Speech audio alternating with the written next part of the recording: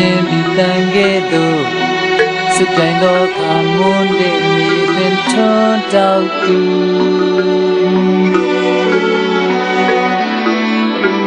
ဘုရားဒေသနာတော်အလင်းဆက်စင်ထွန်းညစ်ပေတဲ့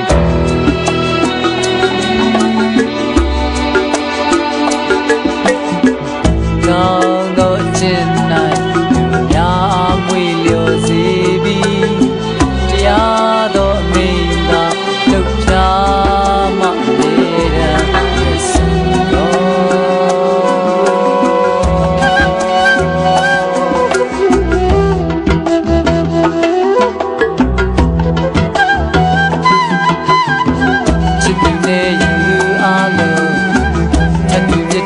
စိတ်ဖြစ်မှုကဆောင်ရှောက်သူ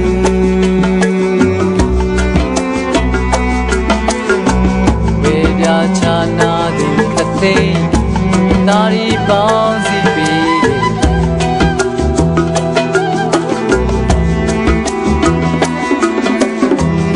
မကောင်းသောအပြစ်မှများအသက်စင်စေပြီးတိုင်းကမျိုးရွာကြောက်ချခြင်းမရှိ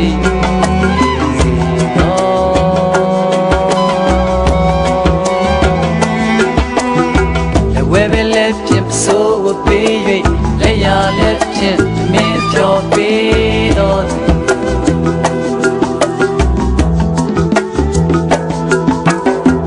ချစ်သူတို့ဤမြေရင်နာအားကရုဏာထား၍လှုပ်တင်စေ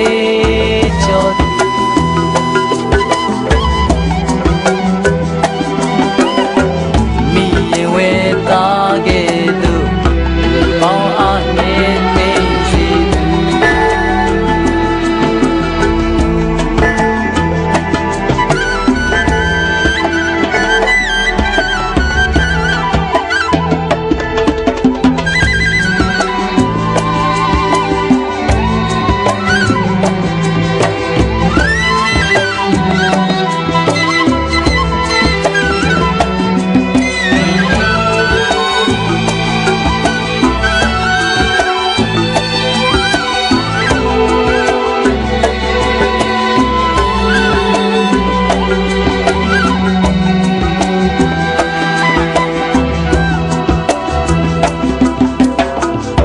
သူနဲ့ရန်သူအလုံး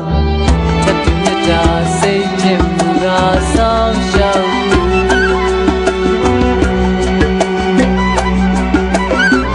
ခွေပြချာနာသူခသိန်းတာရီပေါင်းစီ